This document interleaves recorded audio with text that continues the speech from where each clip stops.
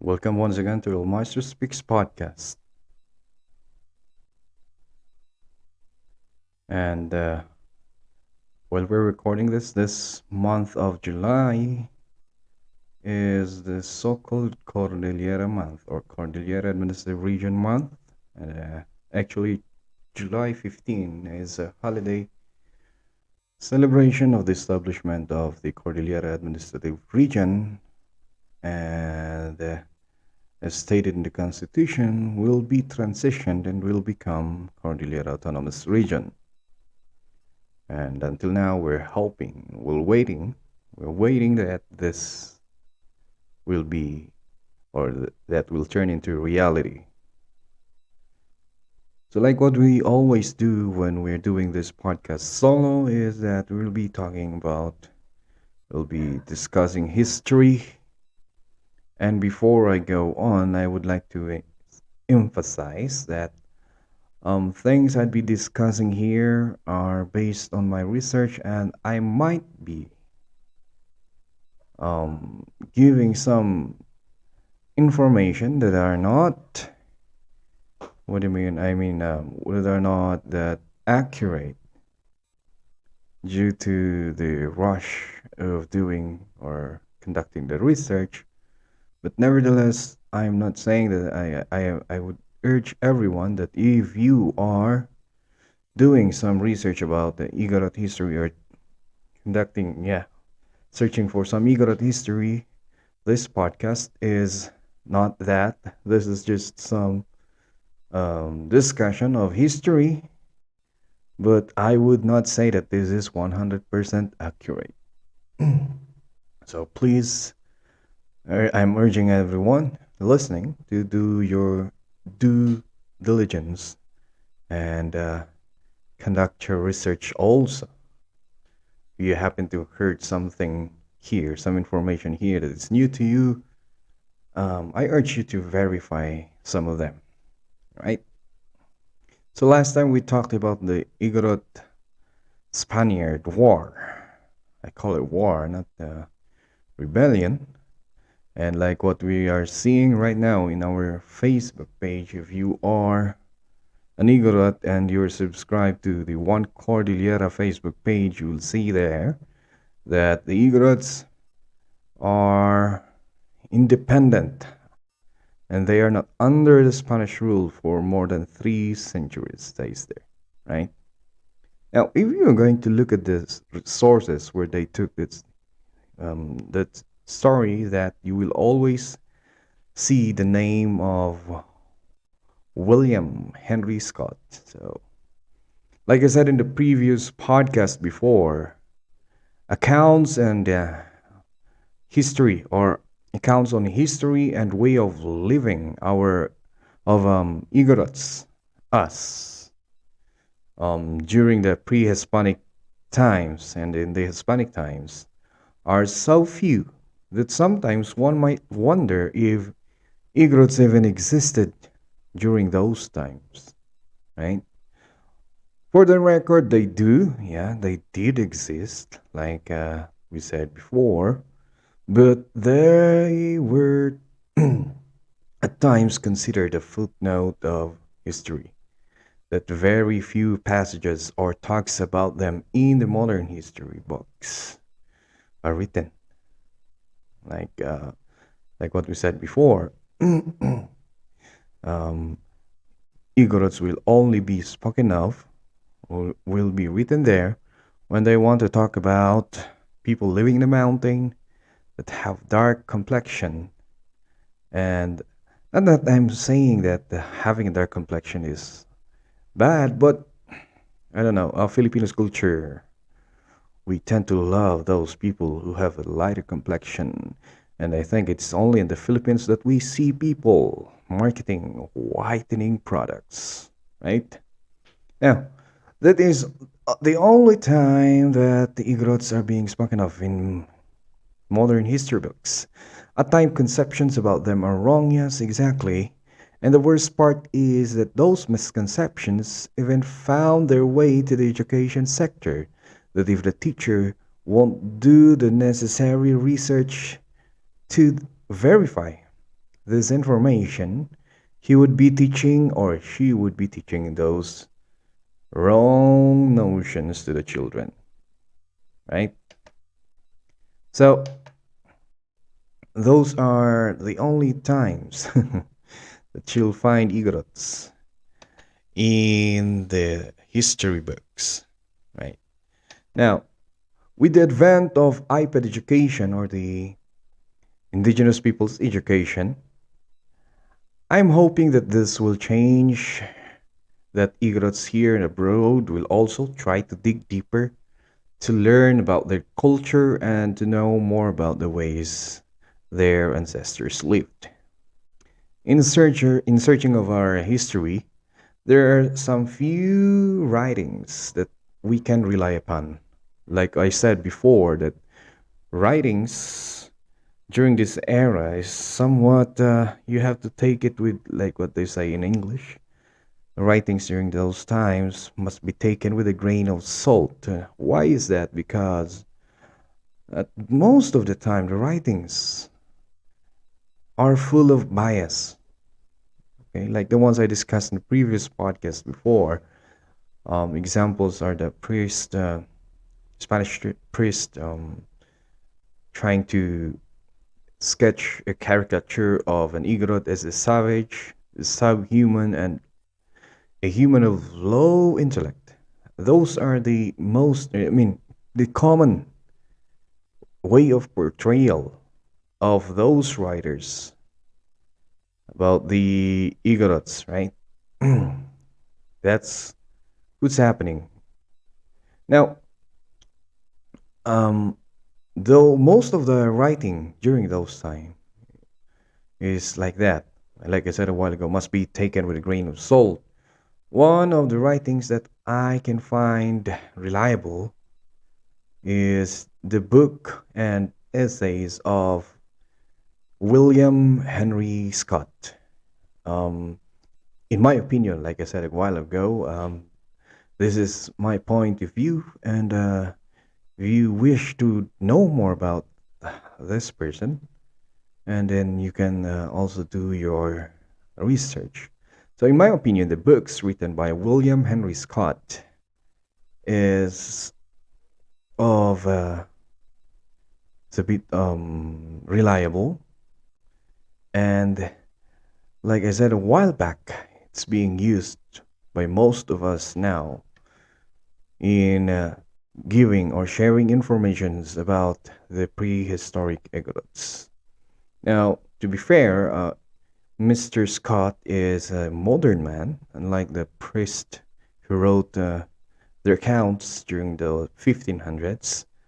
Mr. Scott is a an archaeologist in by profession, I should say, and he also um I think it is safe to say that he loved the Igorot culture. So to start with, like this just a celebration of this Cordillera month, I would like most Cordillerans or Igorots to know more about William Henry Scott as a tribute to his dedication in bringing light of the history of Igorot to the world. And in this podcast, I'd be talking about his life, and I'd be reading one of his essays, the struggles, the Igorot struggle for independence. So, William Henry Scott, an Episcopal Church missionary, was American born in Michigan. He is interested in pursuing a career in archaeology, but after graduating came the Second World War. That's why he served in the Navy. And after that, of course, is his retirement, and so he served in the U.S. Navy for until 1946. So in 1946, Scott joined the Episcopal Church mission in China. He taught and studied in Shanghai, Yangzhou, and Beijing until 1949. So, like what I said a while ago, just to cut this short, comparing William Henry Scott to those missionaries, priests, um, Mr. Scott has this modern thinking, while during the 1500s, when the priests are writing things about the Igorots, they have this view of, first and foremost, they did not study anthropology or sociology, and they have this biased thinking that because they are man of God, that they are better than other Igorot, just to be fair with them, right? So going back to Mr. Scott, okay, with the general expulsion of foreigners from China in 1949, he followed some of his teachers to Yale University, where he enrolled, graduating in 1951 with a BA in Chinese language and literature. Immediately upon graduation, he was recalled to active duty and served in the Navy for 18 months during the Korean War. So again, he served another war that was right after the World War II. We have the Korean War, and he served the U.S. Navy for that war. In 1953, he was appointed lay missionary in the Protestant Episcopal Church in the United States of America. As the Episcopal Church became well established in the Cordillera Mountain region of northern Luzon during the U.S. colonial period, it was here that Scott settled. He spent much of the remainder of his life in the Kankanaey town of Sagada. Although some of his most influential academic works, like the pre-Hispanic source materials and discovery of the Igorots, are particular interest to anthropologists, he personally rejected the description anthropologist as applying to himself. Known to his friend Scotty, he became a focus for pilgrimage by numerous foreign and Filipino academics, entertaining them in his book-lined study while he puffed away his trademark cigar. The Igorot people came to think of Scott as one of their own, even eventually referring to him as Lakay. Now, the word Lakay, just to cut this again, is the literal meaning is an old man, right?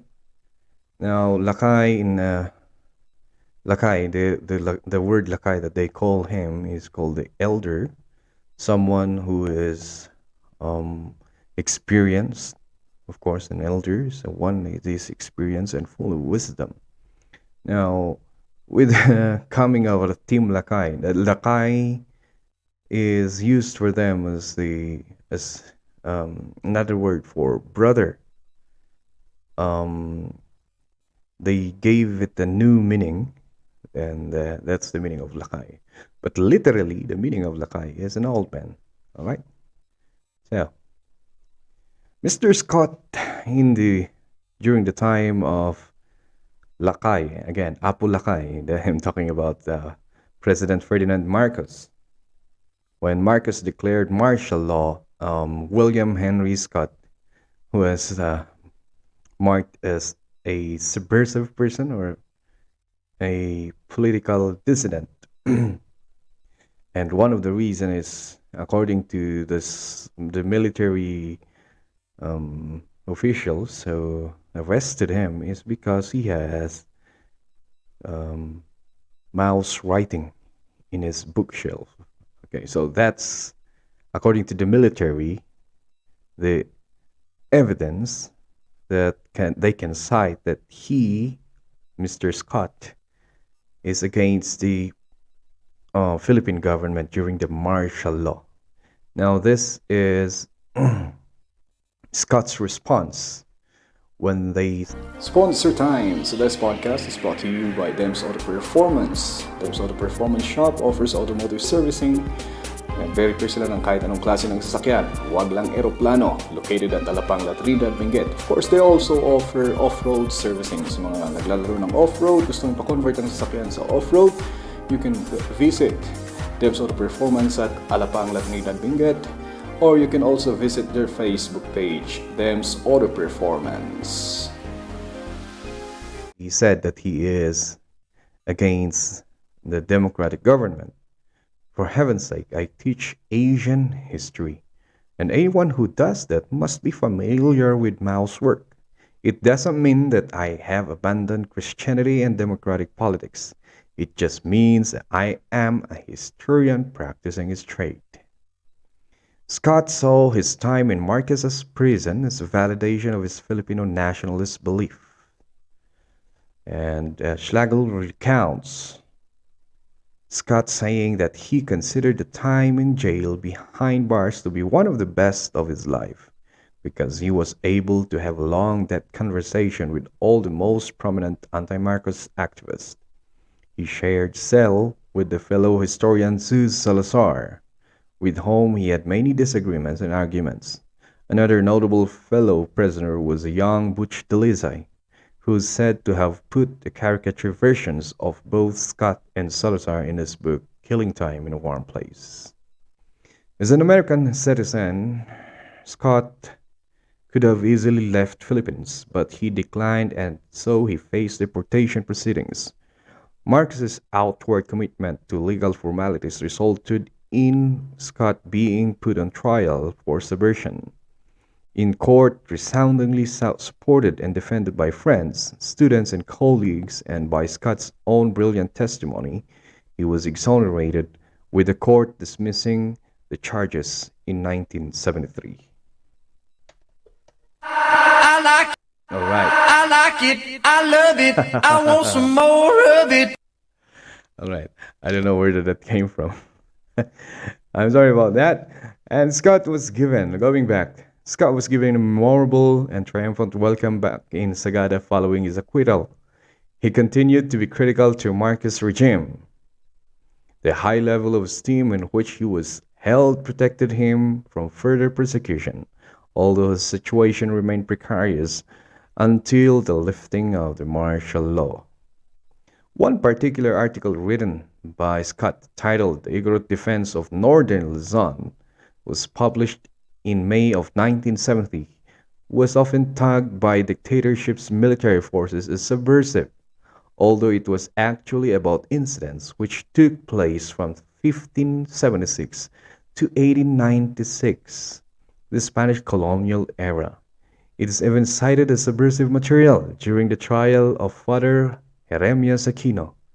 Of this common error by the military, Scott remarked, since nobody who ever read the article could find it subversive, one doesn't know whether to laugh or to cry.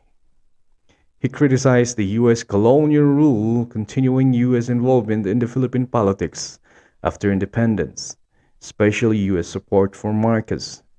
In this, he pursued a similar line to the Filipino nationalist historian Renato Constantino. So you can see here, as an American, the one thing I appreciate about him is his criticism of the U.S. for involving in the Philippine politics. Not right after the World War II, many people does not know that the Philippines gained their total independence after the World War. Right? And that is sometimes very difficult to understand, but in the perspective of a leader, maybe we can say that our leaders, or Filipino leaders during that time, are scared of being left out by the Americans because they need support, so on and so forth, something like that. Now, going back to Mr. Scott, let's take a look at the writings and lectures of this American author. So, Scott observed the Igorot people of the Cordillera region and preserved elements of pre colonial culture to a greater degree and over a wider area than could be found elsewhere in the Philippines. So, according to Scott, the culture of Igorot is well preserved, and he saw the resistance of Igorots to attempts by Marcos government to develop projects in the region as a model of resistance elsewhere in the country. He did not support the view of the Igorot people that the Igorot people are intrinsically different from other Filipinos, or the view that Cordillera should become an ethnic reserve. Scott was scathing of views that divide Filipinos into ethnic groups, describing Henry Otley Bayer's wave migration theory as representing settlements wave after better wave until the last wave, which is so advanced that it could appreciate the benefits of submitting to American rule. Views like this resonated in the progressive nationalist opposition to Marcos. So we have this Henry Otley Bayer, another archaeology, who proposed a theory of migration, how people came to the Philippines, and then that the theory is that the first people who came to the archipelago are those dark people who are nomads. They just go from places to places. They go to places where there's food, and after all the food there is gone, they move to another place, and then here came another group of people who have better materials, more advanced than the first one. So that is the theory of Henry Otley Bayer. Now Scott is criticizing this, that from Scott's point of view, he views those people came are the same, and they came from different places, so they have the different kind of culture that and he criticized this so highly, though I never heard I never heard of him. Well, I never heard of him until I tried to research some Igorot history, and I like his theory better than the wave after better wave migration by Henry Otley Bayer. Scott held a bachelor's degree from Yale University, master's degree from Columbia University, and PhD from University of Santo Tomas in 1968. Scott's dissertation was published by that year by the University of Santo Tomas Press as pre-Hispanic source materials of the study of Philippine history. A revised and expanded second edition was published in 1984. He debunked the Kalanchow legend in this book. Dato Kalanchow was the main character in a historical fabrication written by Jose E. Marco in 1913. Through a series of failures by scholars to critically assess Marcos' representation, the invented legend was adopted as actual history. As a result of Scott's work, Kalanchow is no longer a part of the history texts of the Philippines. Scott's first well-known academic work is The Discovery of Igorots. This is a story or history of the Cordillera Mountain region over several centuries of Spanish contact. Constructed from contemporary Spanish sources, Scott argues that the difficulties the Spaniard encountered extended their rule in the face of local resistance, resulted in the inhabitants in the region being classified as savage race, separate to the tractable lowland people, or lowland Filipinos. Scott adopted a similar approach in The Cracks in the Parchment Curtain, in which he tries to glean a picture of pre-colonial Philippine society from early Spanish sources. This project was criticized by Asianist Benedict Anderson, who argued that it yielded a vision of a Philippine society filtered through late medieval Spanish understanding. Scott was aware of his limitations, but argued Spanish records provides glimpses of Filipino societies and native reaction to colonial dominion, often incidental to the intention of the Spanish chronicler, which were the cracks in the Spanish parchment curtain. One of the last full-scale book was Ilocano Responses to American Aggression.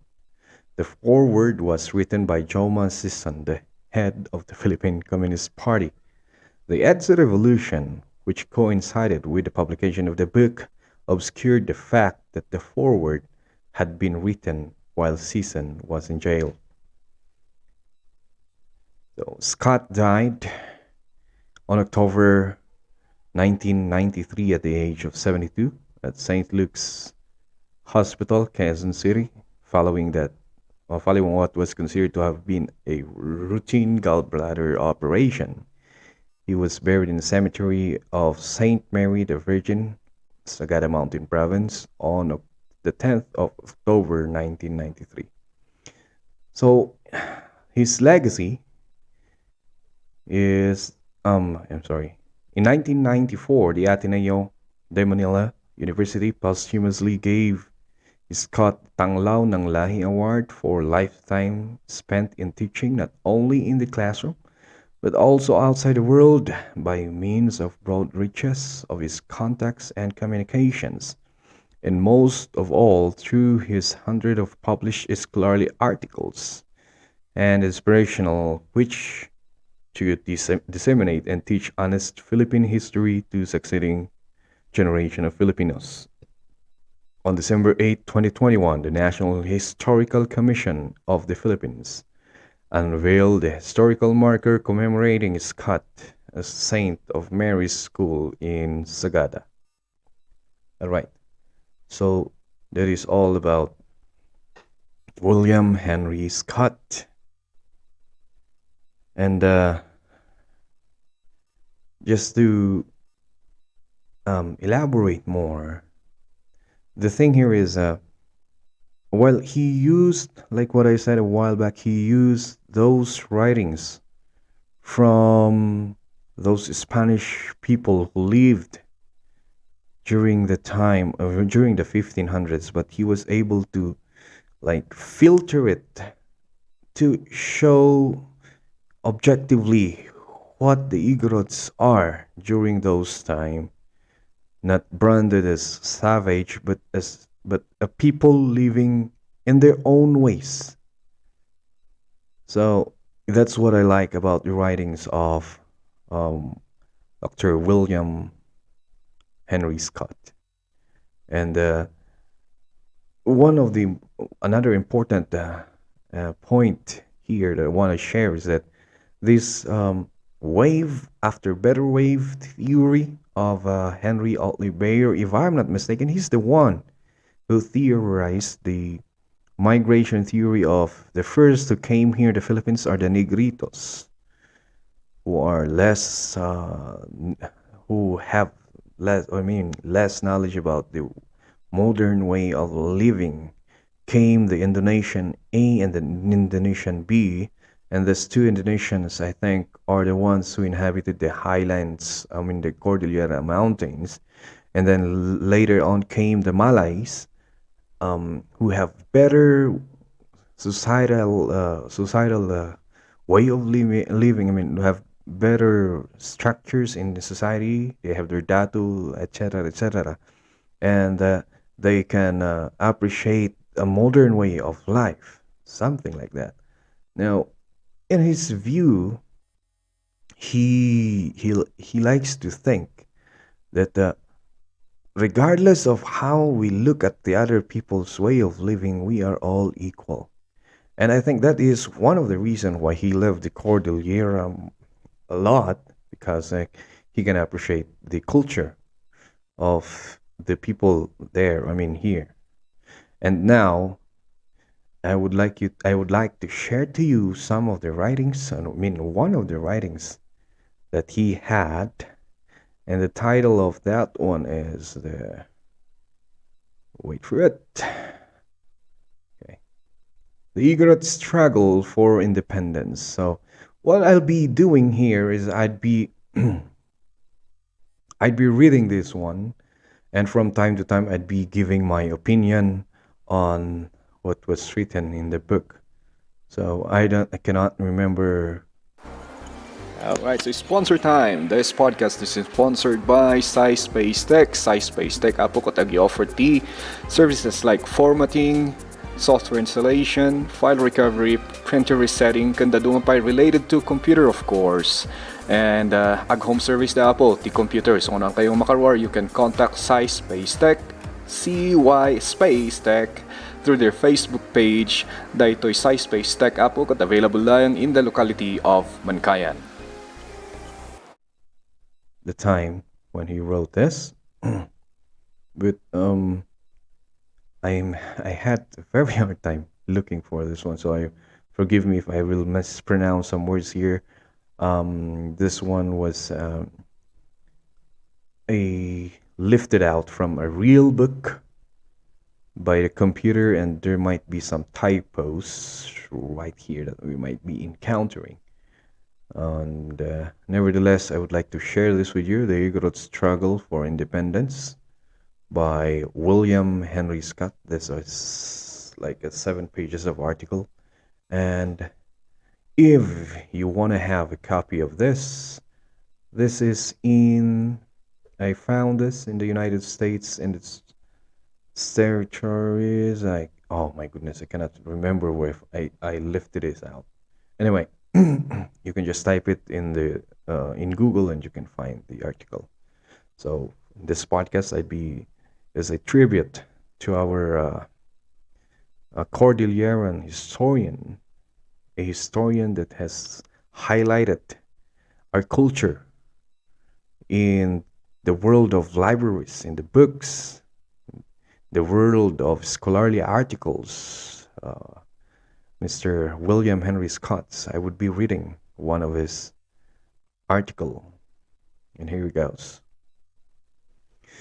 It is a strange thing that the history textbooks commonly in use in the public and private schools of the Republic of the Philippines never mention the fact that Igorot peoples of the northern Luzon fought for liberty against foreign aggressions all during the 350 years that their lowland brethren were being rolled over by Spanish invaders.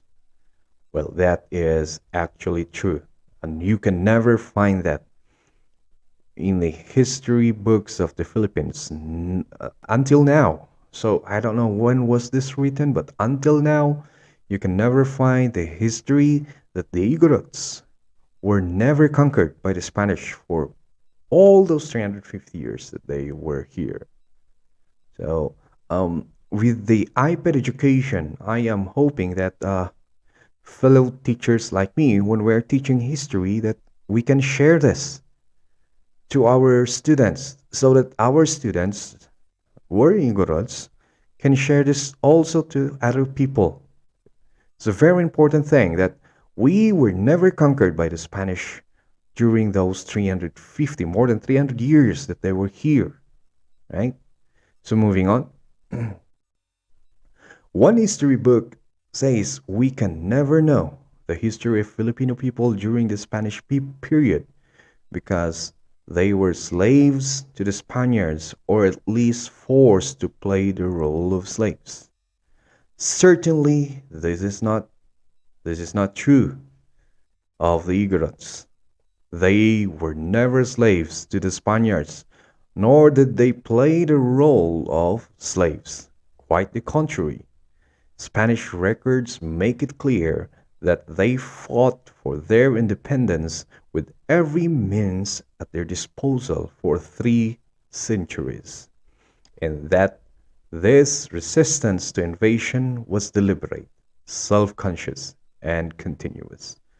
Like what we've been talking about with the past podcast, it was entitled The Rebellion of the Igorots, but I would call it the Spanish Igorot War, for the reason that The Igorots were never conquered in the first place by the Spaniard, and when they had this war, I mean battle, the Igorots are deliberately fighting off the Spaniards so that the Spaniards would never control them.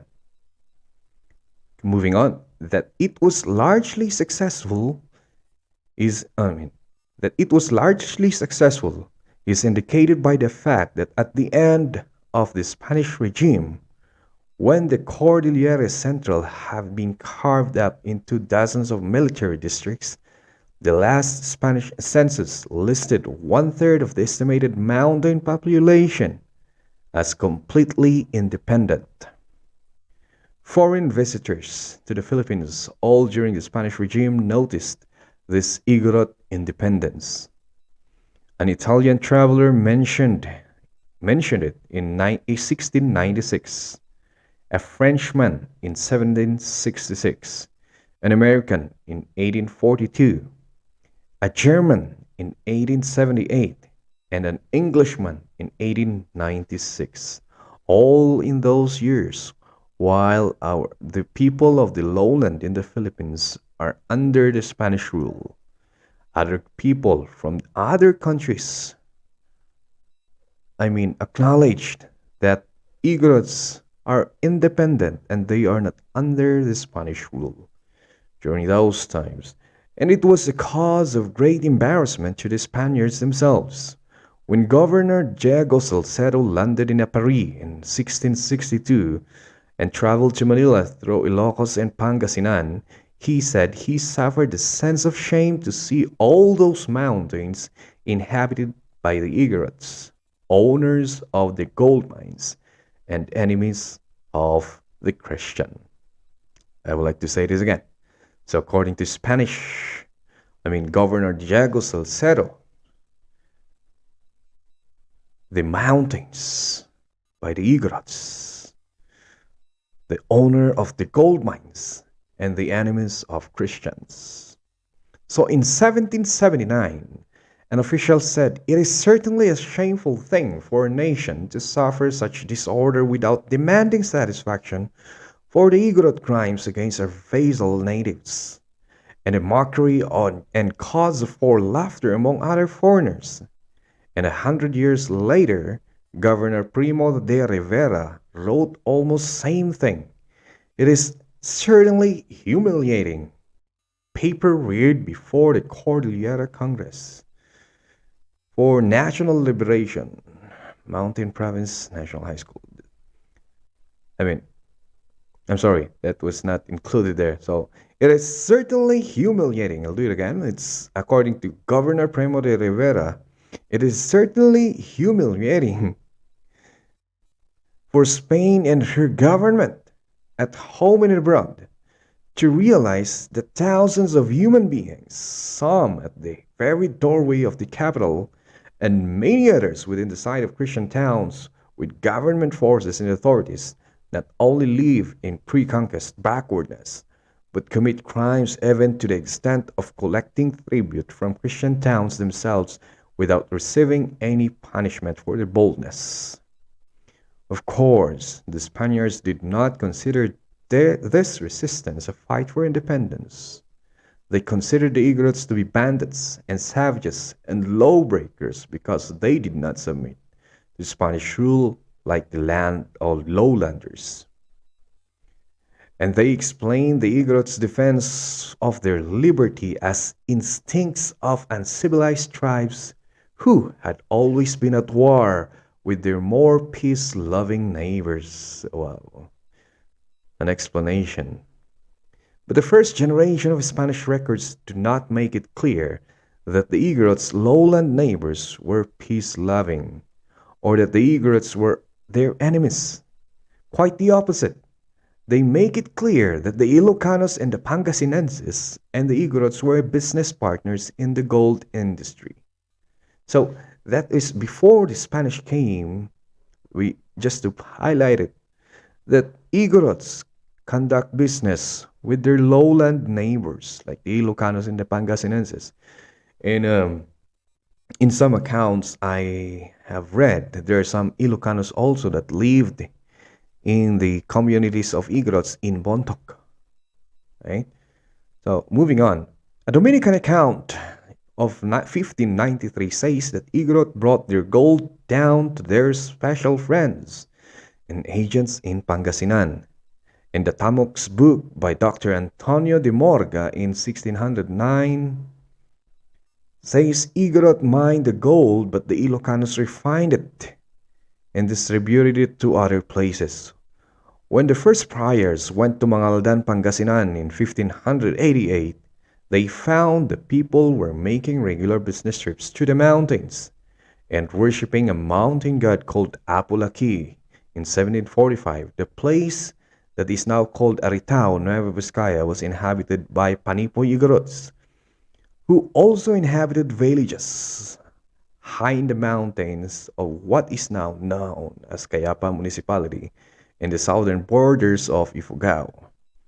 And when a Kalinga chieftain raised a revolt in Isabela in 1787, the mayor of Camarag, who remained loyal to the Spaniards, was his own brother. Considering the similarity of the present languages of Pangasinan and Benguet, and of Isinay and Lagawe, who can say where the dividing line between the Highlander and the Lowlander was when the Spaniard arrived in the Philippines. So we really cannot say. So in this one, Mr. Scott is posting a theory that there is no real line, of separation between the Highlander and the Lowlander. As stated a while back, the Highlander is are the ones mining the gold, right? And then they're giving it to their lowlander friends.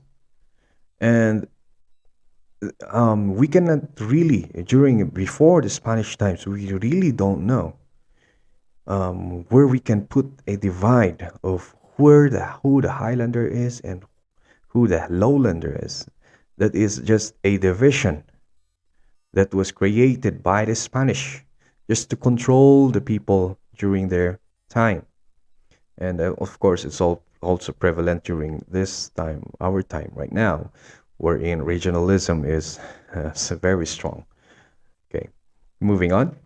As a matter of fact, early Spanish accounts don't even make it clear that Highlanders and Lowlanders were very different racially and culturally.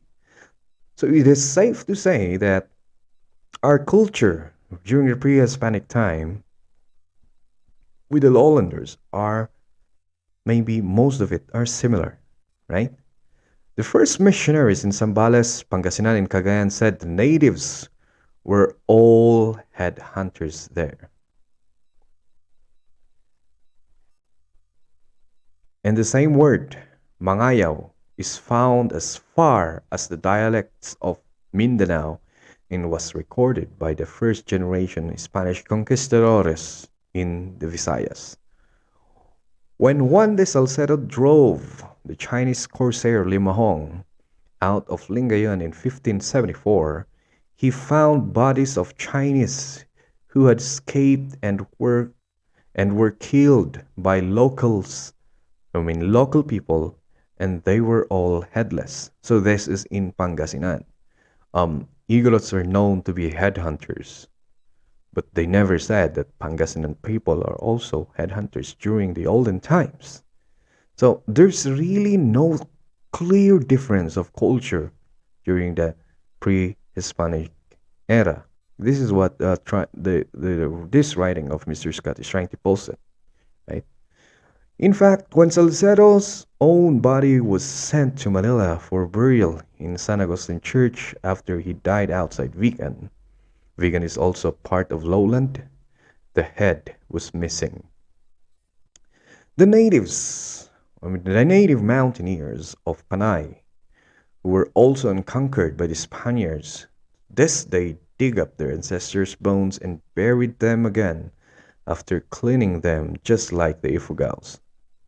So you see, other people from other places have this same culture that is similar to the cultures of the people of the Cordillera.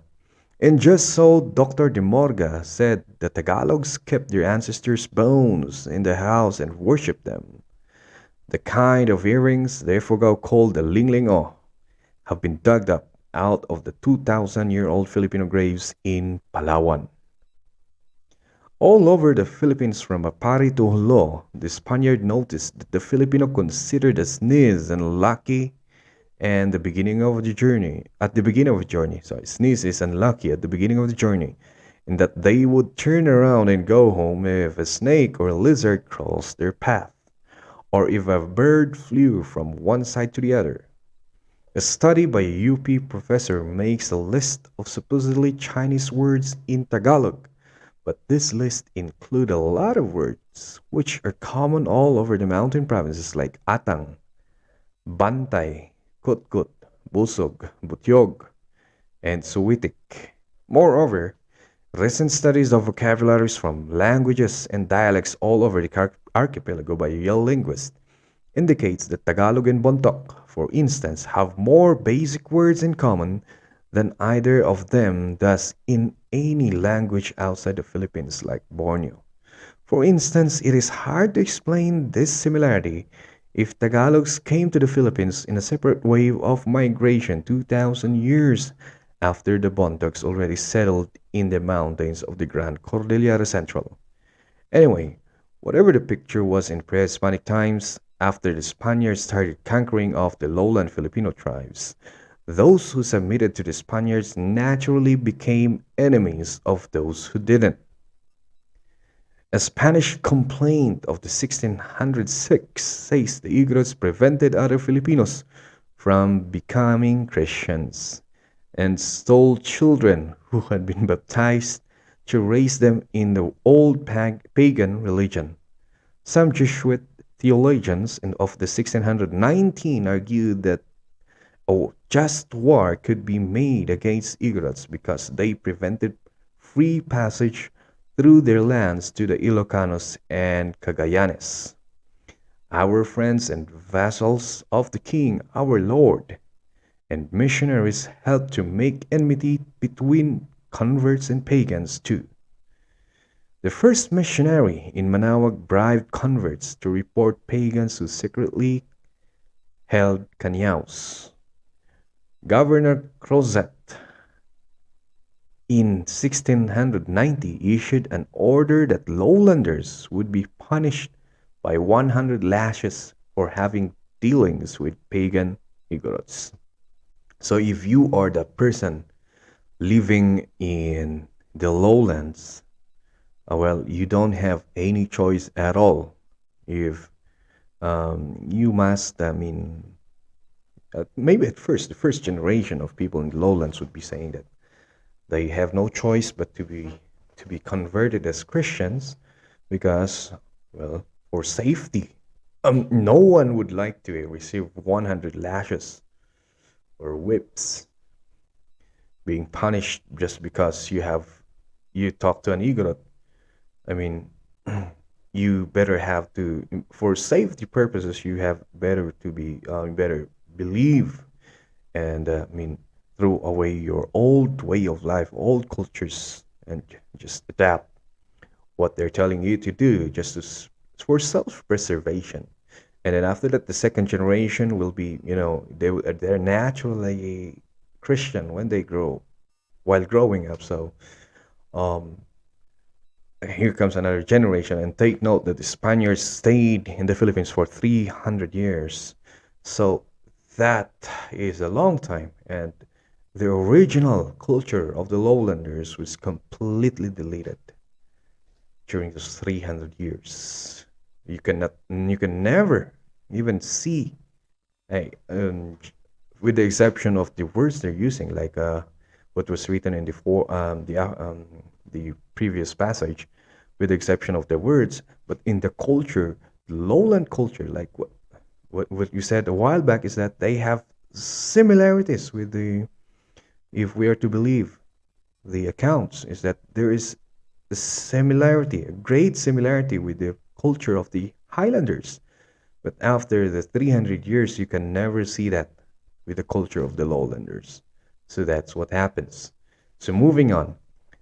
An Augustinian missionary handbook in 1731 says that Tingyan or Tingianis and Igorots should be attracted by peaceful means, but that after peaceful means have failed to convert them, they should be threatened and their fields taken away from them. And the records make it clear that the Igorots often had justified complaints too. In 1753, the head of Augustinians had an Igorot petition translated for the Governor General, asking for the return of gold, silver, and blankets that had been grabbed by the agents of Governor of Pangasinan. In 1773, the Igorots burned the church of San Nicolas, Pangasinan, in revenge for the loss of their gold, which they entrusted to a local businessman.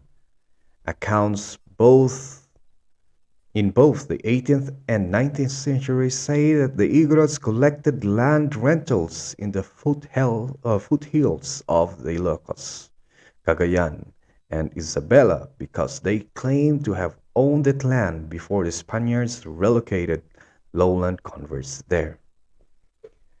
A friar writing in Kiangan in 1857 said, the major cause of fighting between Ifugaos and Christian was the conflicting claims to the same hunting grounds, and he adds the pagans are not always to blame either. At any rate, if the Igorots and the lowlanders were natural enemies from the time of immemorial, before the coming of the Spaniards, how come the Spaniards are always complaining that the lowlanders were always escaping and running away to join the mountaineer pagans?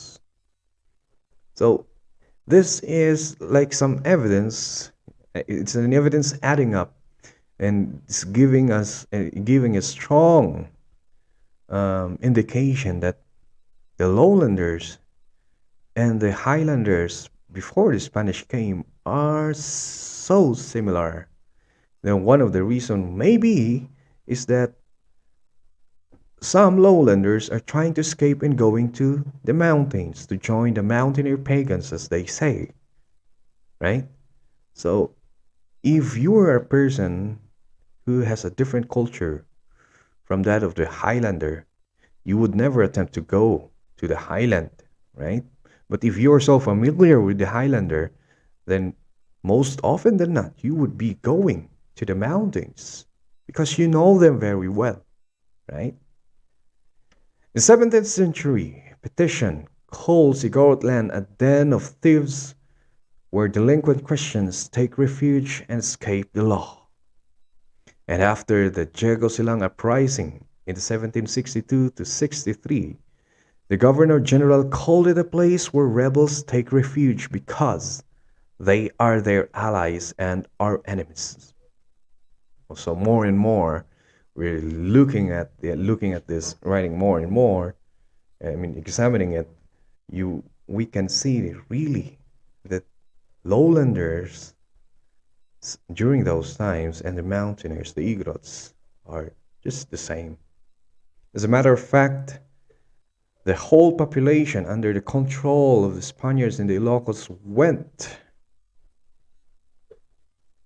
down by 1/6 during the first 25 years of the conquest. One of the modern scholars concluded that they all escaped the mountain provinces. And Father Lambert, after a careful study of the internal evidence of the Ifugao hoods, thinks all the Ifugaos migrated into the present province of Ifugao after the Spaniard invaded the upper Magat River Valley. All right. Just a moment here. And we are going to put back the music. Okay.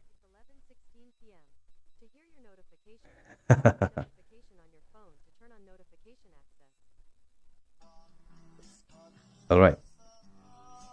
So continuing.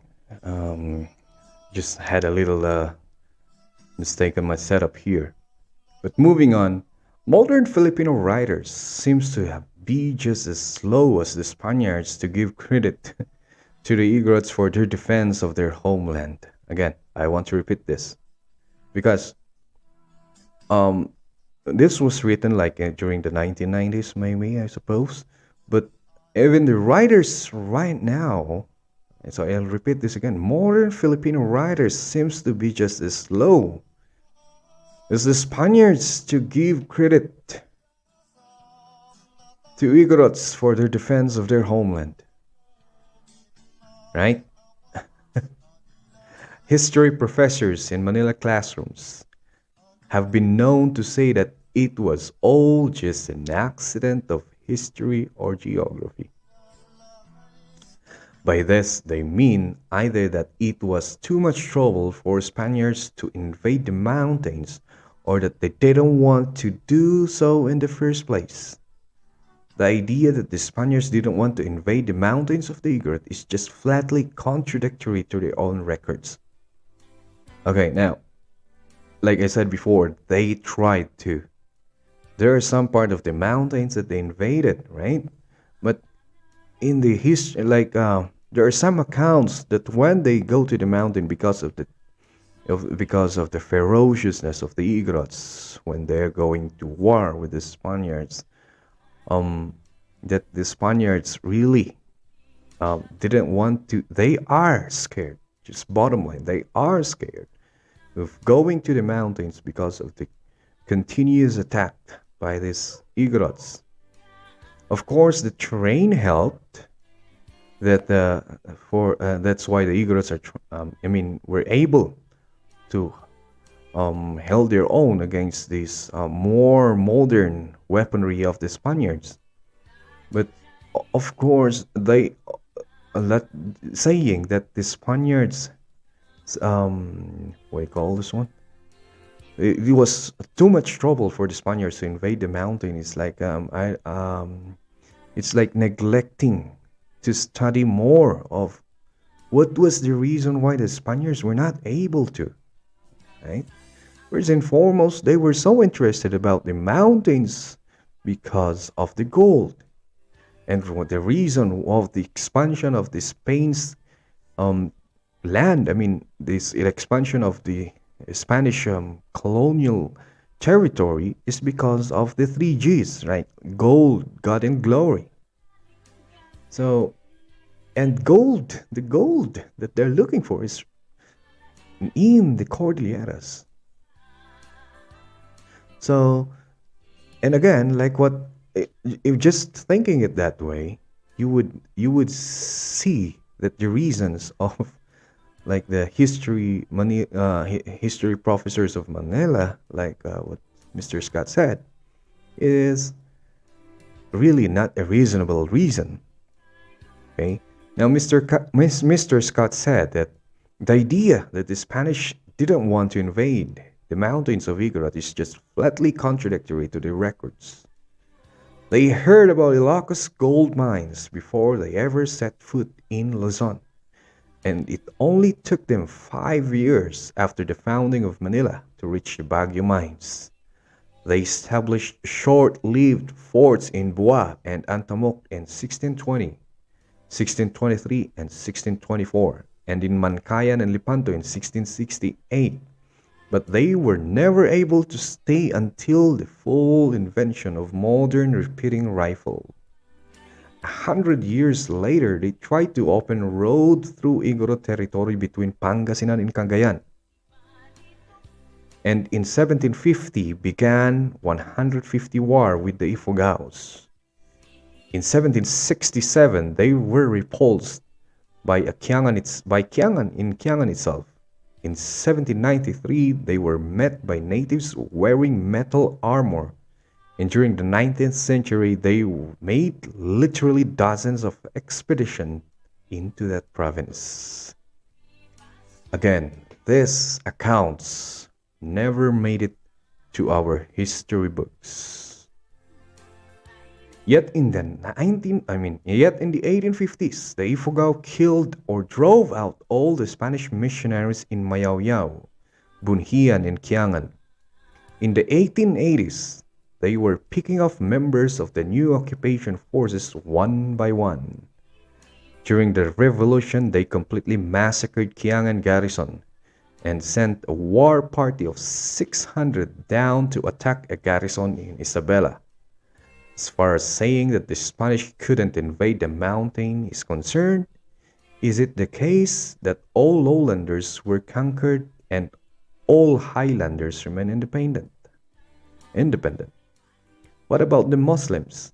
They defended their This podcast is sponsored by Monoflore's Egg Poultry. So Monoflore's Egg Poultry sells fresh eggs, and they are available in the locality of Mankayan. Of course, you can check them out by checking their Facebook page, Monoflore's Egg Poultry. Check them out right now. liberty against Spanish invasions, whether they lived in mountains or in tiny little island or right on the seacoast. On the other hand, not everybody who lived in the mountains resisted the Spanish conquest, or for that matter, even wanted to. The mountains called the Caraballo Sur between Nueva Vizcaya and Nueva Ecija are a case in point, for these mountains are so rugged and easy to defend that the Philippine Army had to provide armed escort for public transportation through that area as late as 1950s. When the Spaniards sent 4 expeditions through this area in 1591 and 1594, the people of some villages welcomed them and paid them tribute. But in other villages tried to fight them off, and still others completely repulsed them. Yet within a decade, a native delegation came to Manila asking for Spanish intervention in local wars, and for another 150 years, Spanish forces were welcome in some places and repulsed in others.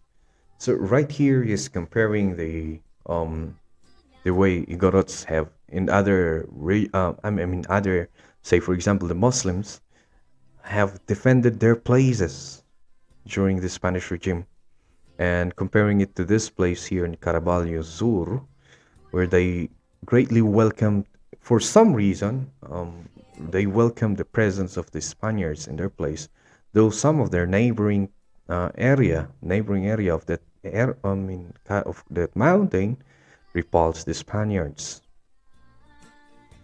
So moving on, the people of St. Catherine's Mission, Buhay, for example, only 6 kilometers away from Aritao, always welcomed the conquistadores and their missionaries, while the Panipo Igorots of Aritao fought them off from behind stone walls until 1745.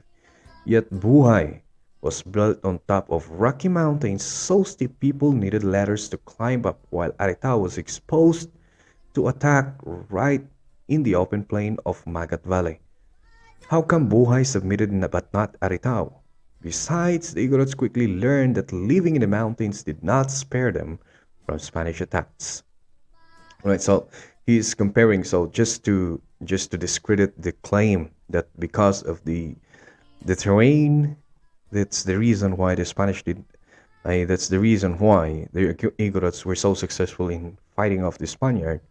And Mr. Scott cited all the places wherein some of these places have a good terrain for defense, but they submitted to the Spaniards. And comparing to other places like in Aritao, say for example, who were successful in fighting off the Spaniards. So just to discredit the theory that the reason why these Igorots were successful in defending their places is because of the terrain. Moving on. Besides, the Igorots quickly learned that the living in the mountains did not spare them from the Spanish attacks. So, like what I was saying a while ago. In 1755, a Spanish friar went to live in the village of Tonglo, near the public school in the present municipality of Tuba outside Baguio. After he destroyed their idols, they threatened to stone him to death, and a few months later drove him out. So they allowed him to go there, but then if you tell the Igorots that they are worshiping the wrong god, they will be sending you away. Since they were only a day's hike from the Spanish garrison on the coast, they must have known they were risking punishment. And in 1759, it came three separate detachments of lowland soldiers who took 3 weeks to reach Tonglo, in which they subjected 5 hours of artillery fire, burned it to the ground so completely no trace of its location can be found today. That can be an archaeological site, but we cannot find it today. Yet the Igorot survivors of the battle did not surrender. They simply retreated deeper into the mountains. And some of their descendants are still living in Baguio today. This was part of the heavy price which Igorots paid for their independence, always giving up their homes and villages and fields to Spanish fire and sword, and retreating deeper and deeper into the higher mountain ranges to struggle for a harder existence. It is clear that at the beginning of the Spanish occupation, Igorots lived in better houses. So just to give a better picture, so this battle in Tonglo, wherein lowland soldiers came and bombarded the place to smithereens that you cannot find it today. And what did the Igorots do after losing the battle? What they do? They just moved deeper into the mountains, and that is one of the what do you call it? Consequences of fighting off the Spaniards. So if you say that the Spaniards the Spaniards didn't want they didn't want to I mean what do you call it one? They want to conquer the mountains because of the terrain. Then why did this happen? And just to show you that the Igorots suffered a lot because of this war that they had with the Spaniards. Just to give you a picture, according to this one, Igorots lived in a better houses, bigger than the date later. So before the Spanish came, the houses of Igorots are bigger, according to some accounts. And well, I trust Mr. Scott because he's an archaeologist and really made his research. So I trust him if he says that during the olden times, before the Spanish came and before the war that they had with the Spanish, Igorot's houses are better and they live in a bigger villages, right? The 1620 expedition to Baguio found fortifications so solid they used them to build their own fort. So they have, but the in Baguio 1620 expedition, they can see this fortification that is so good that Spaniards use it as their own fort. The 1740 account says Igorot houses were so spacious 3 families could live in one of them. In 1759 expedition found a settlement with 35 large houses, all made of boards, arranged along a regular street, with a plaza and a kind of church for their pagan ceremonies. When Galvey entered the Trinidad Valley in 1829, he found 500 houses there and started burning them. In 1883, there were only 50 left. So one of the reasons maybe that's why it devolved, the Igorot house devolved from just a single room house, is that because they keep on moving. They are moving to a deeper part of the mountain because of the constant attack by the Spaniards. In 1883, there were only 50 left. We're talking about the house in the Trinidad Valley.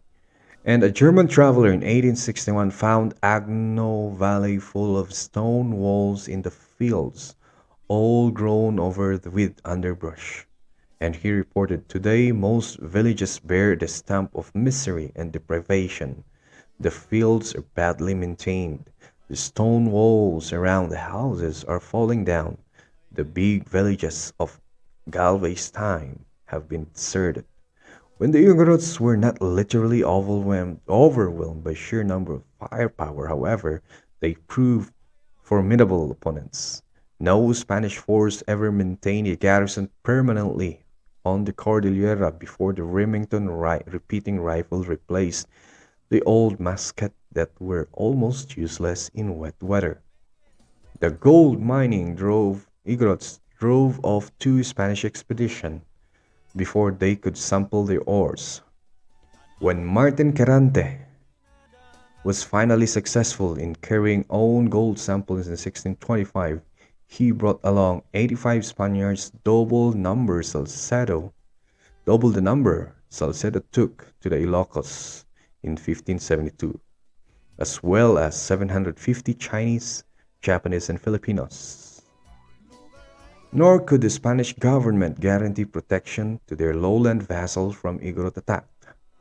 In 18th century, a Spanish historian says the Ilocano farmers had to work their fields with a sickle in one hand and a weapon in the other.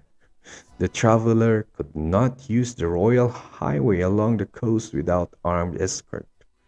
When one officer proposed an attack on the Igorots in 1796 and told the governor it would be an easy victory, he replied, "Don't forget to make an estimate of the pensions of the widows and the mothers of those killed in the battle." Just to show you how Igorots will go to the battle. Okay? It is already expected that when you go against them during those times, that a lot of people will die. That's why they say don't forget to make an estimate of the pensions for the widows and mothers of those that will be killed in battle. The traditional Igorot arsenal consisted of, so this is what Igorots used to go to the battle with them, consisted of a wooden shield, bamboo lances, a highly effective stakes planted in grassy trails to strike their enemies in the ankle or foot. Bows and arrows were only rarely used, and iron weapons like spears, bolos, and head axes only appeared later.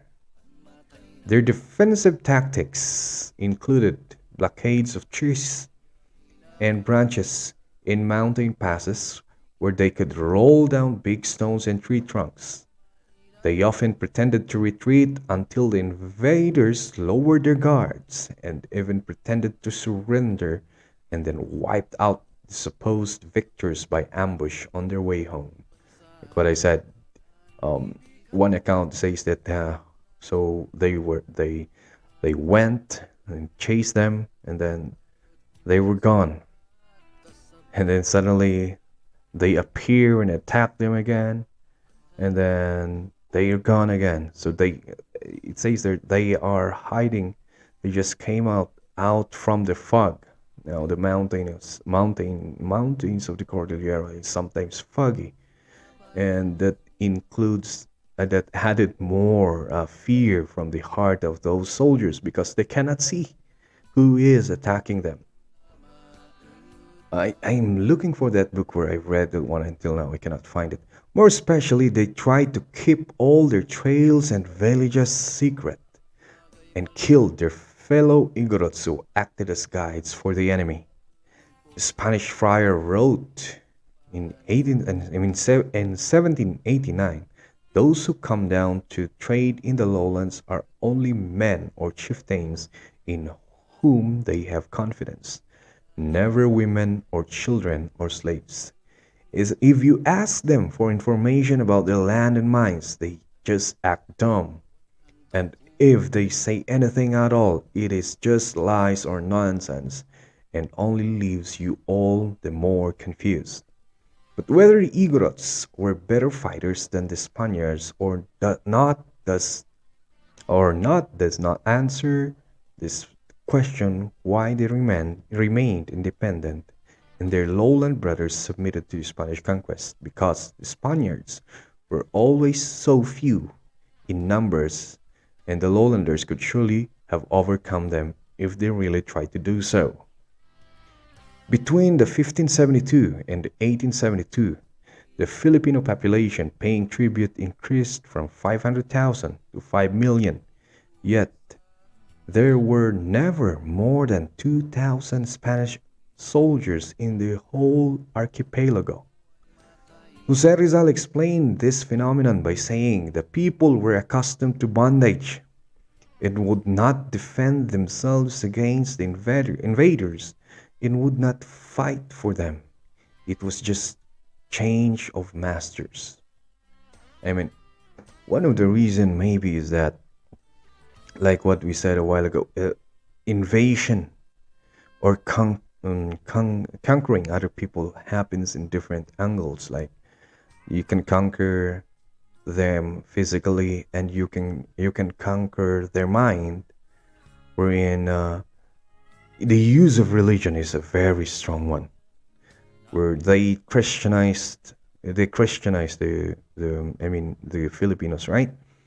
And as a Christian, you're not bawal sayo. I mean, you have to love your enemy, and that would be the very reason why, even if their number rose to 5 million, they did not repel those 2,000 Spanish soldiers.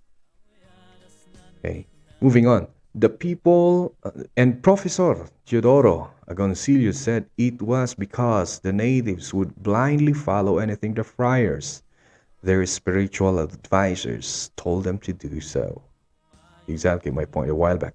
Certainly, this was not true to the Igorots. They were satisfied with their form of government, and they were satisfied with their kind of religion.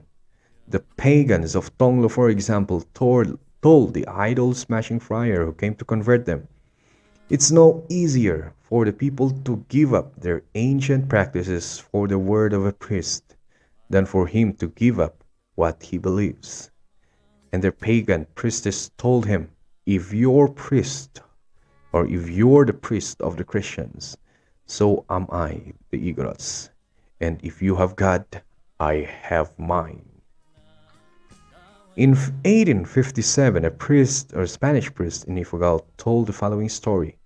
"When I was in Bonhian, I wanted to catechize a 12-year-old boy who was very ill in order to baptize him, but when I told him he would go to heaven if he died, his mother turned to me angrily and told me she didn't want her son to go to heaven. Why not give him some medicine and cure him and leave him in this world?" And when the priest tried to persuade an old Igorot of Somadal it was unsanitary to bury the dead under the house, he replied, "But don't you understand that if we bury our dead out there in the cemetery on the mountain, they will come back at night, take up their bodies, and eat up all our camotes?" The whole Igorot attitude toward their religion may be nicely summarized in 18th century statement they made to some lowlanders. "The fiestas of the Christians aren't worth anything because it's all just a lot of noise making with bells and drums and muskets, and then everybody just go home to his own house and eats what little he has. But the fiestas of our leaders are not like that. They are good tasting and satisfying, and they don't have all the racket. They kill animals by the dozens and everybody drinks until he passes out.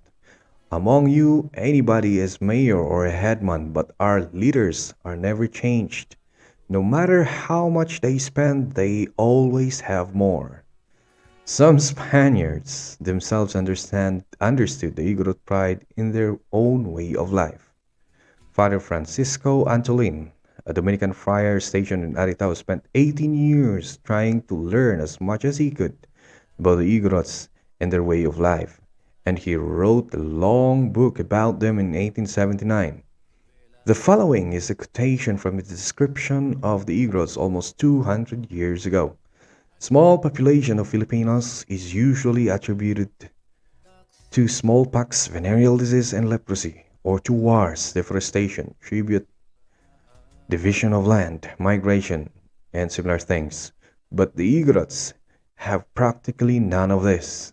They take sufficient care of the mountain passes to prevent the entrance of smallpox and other epidemics from the Christians. They don't navigate seas or rivers, nor do they leave their own country. They have nobody to order them to row, act as cargadores, or cut wood. They work, eat and drink as they wish, and when they like. They have few long-range wars. The very fact of having maintained themselves an independent republic this long, exploiting their mines, without Christian or pagans having been able to seize their mineral wealth, implies a great population. If they were few and not disposed to cooperate among themselves, they would not have been able to resist becoming Christian and obedient vassals until now.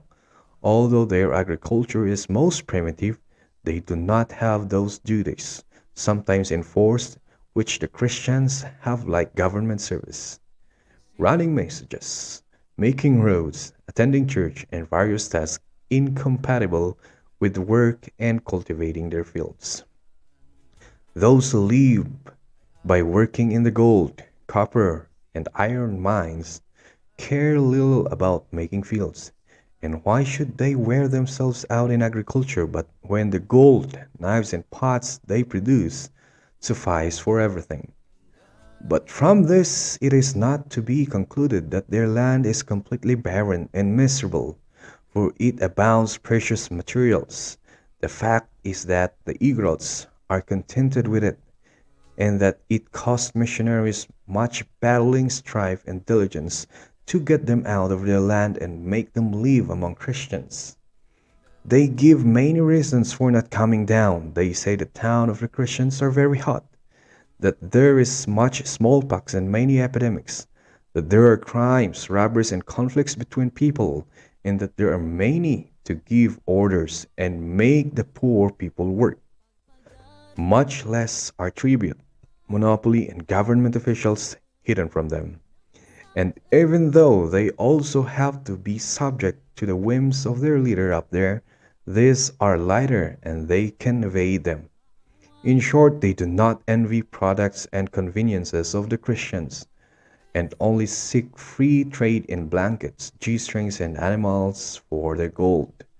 And with this alone, they keep themselves happy in their mountains.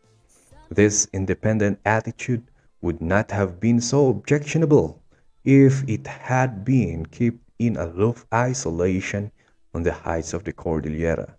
But the fact was that Igorots came and went to the lowlands as they pleased. It was galling enough that they raided tribute-paying Spanish subjects and carried off lowland heads or even whole lowlanders as slaves or objects of ransom. But what was worse that these depredations did not interrupt 350 years of lowland commercial cooperation with them. In Pangasinan and in Ilocos, they traded gold, copper, utensils, counterfeit coins, wax, rattan for rice, pigs, and cattle. So as you can see, even though they are pagans, so-called pagans, these Igorots go down the mountains and they trade with the lowlanders.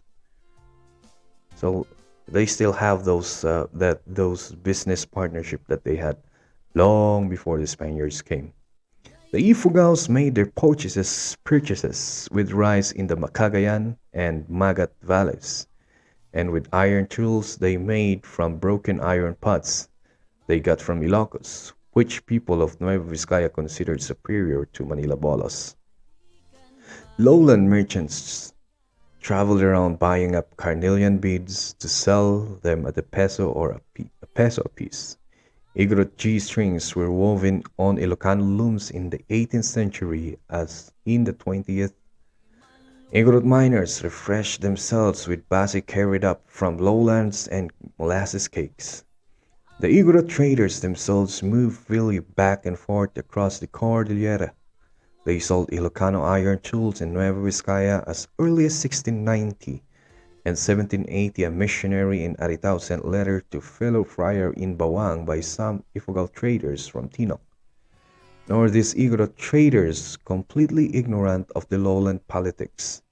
Either a native of Cayapa told the Spanish friar who was trying to convert him in 1785, "So what about these Englishmen who captured Manila? They were white men and Christians, weren't they?" This untaxed trade was especially objectionable in the case of the Igorot gold monopoly. Neither a king nor a missionary could put the gold out of their minds for a very long. Priests called it magnets of men's heart and preached that God had hidden the gold in the most remote parts of the pagan world to attract greedy Christians there so the gospels could be spread. One of the reasons why they want to go to the Igorot country. When King Philip III foolishly took Spain into the 30 Years' War, he wrote to the Archbishop of Manila, "With your experience in the island, you will know the importance of maintaining them not only because of the Christian faith, which is the main reason, but also because of the condition of our royal treasury, and so because it is necessary, above everything else, to have necessary treasure of or money for it." It deemed that the only and chief solution must be exploit those mines of the Igorots.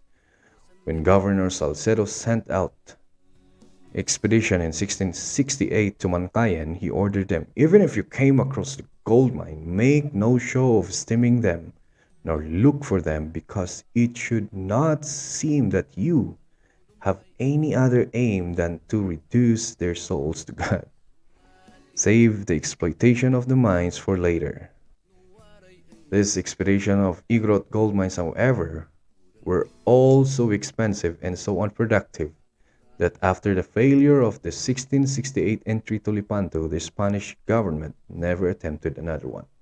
So they tried, I think during this time, this was the time where the Spanish royal treasury is, having hard time, and the economy of the Spanish of Spain is going down. For reason I cannot tell you because I'm not a historian. But it's during this time that they were really looking for gold, and of course using the name of God as an excuse to find those gold. However, when they came to the Igorot country, um, they failed. They tried a mine in Lepanto, but they did not continue for some reason we don't know. So they never had another one. So and right now, Lepanto mine is one of the biggest mining company here in Benguet.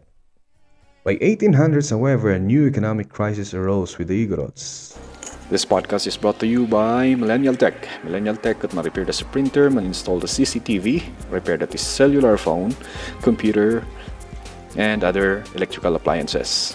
For more information, mabali na ibisita nyo da IPEd Kubo Building, Proper Abatan, Bugyas, Benguet, or you can contact them through their cell phone number 0910-255-0382, or you can visit their Facebook page, Millennial Tech.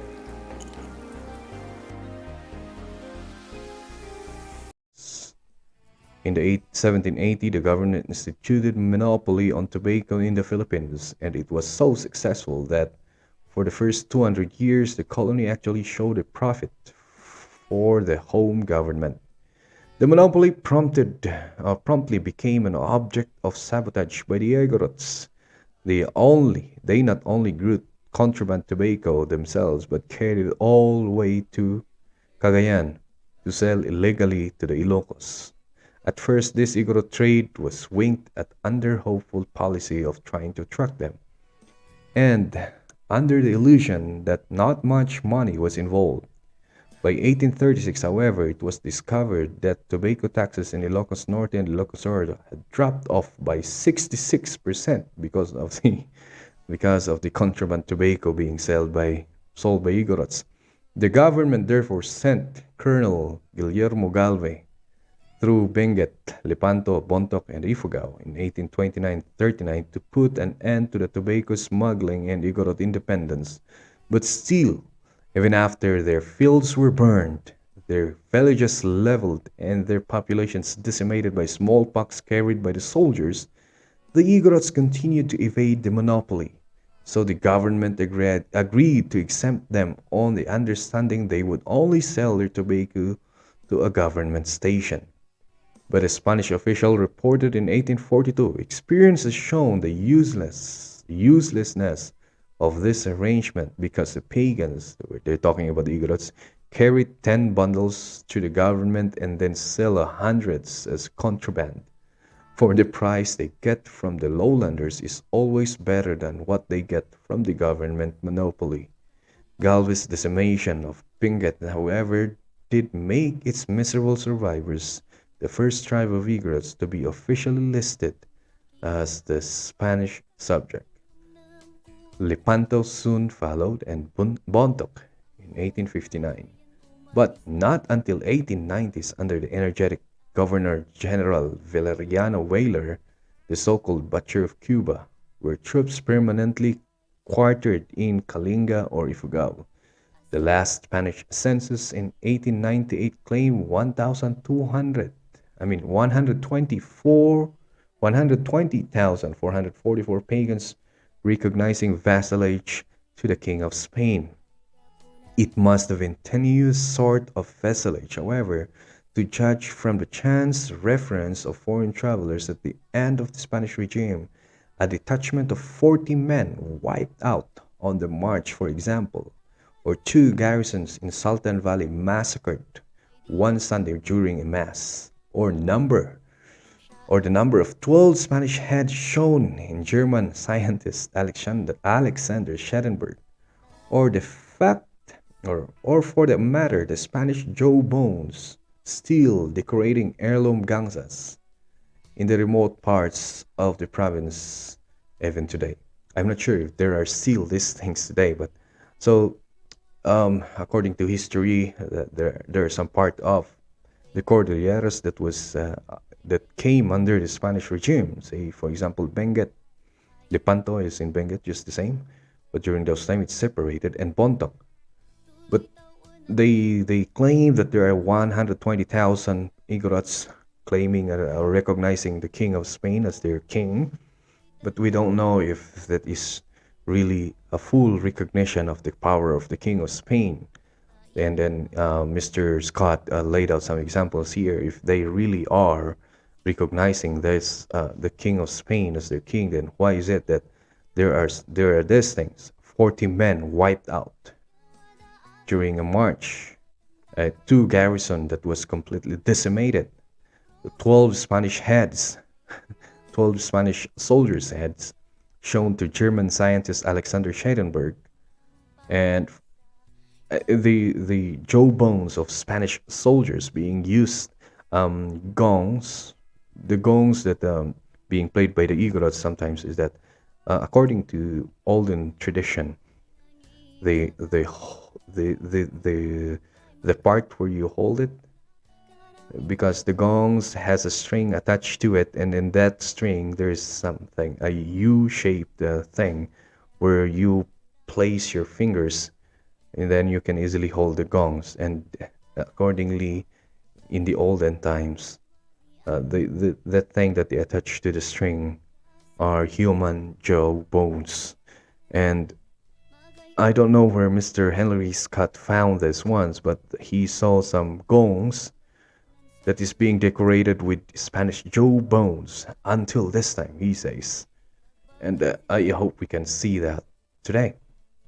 Meanwhile, moving on, During the 3 centuries when the Spanish firearms never really conquered the lofty liberty of the Igorots, they were paying heavy price for their independence, moving off into remote parts of the Cordillera. That's the struggle. That's why the title of this one, Struggle for Their Independence, is that they can never stay to one place. They have to move to the inner part of the mountain. They had to pit their brawn and brains against raw nature and sterile soil. And while they learned to carve whole mountainsides into terraces to wring out bare substance of living, their tribute paying brethren in the lowlands were yielding to farm like Spaniards and cook like Chinese. Graciano Lopez Haina was ornamenting the Spanish press with his graceful prose, and Jose Rizal was hobnobbing with European scholars in a half-dozen foreign languages. Their illiterate Igorot compatriots were exhibited in the Philippine Exposition, along with other natives and plants and animals. In their mountain province independence, the Igorot missed out on all those convenient innovations enjoyed by their conquered brethren, like the iron plows, the horses, the cows, the pansit, the pandesal, the camisa de chino, the barong Tagalog, a grade school primers, and those prestigious blue eyes and curly blonde hair. It was a heavy price to pay for liberty, is it? Is it though? And is it? It is a price not yet fully paid. For even their descendants, who were congressmen, professors, and bishops, must send their children to government schools where they dutifully stare at the textbooks, which say they are different from other Filipinos because their ancestors came in wrong wave of migration, but never a word about their 350-year resistance of the foreign aggression. That is, I mean, other books where you can have this one on sa kunang agil ng mga limbas.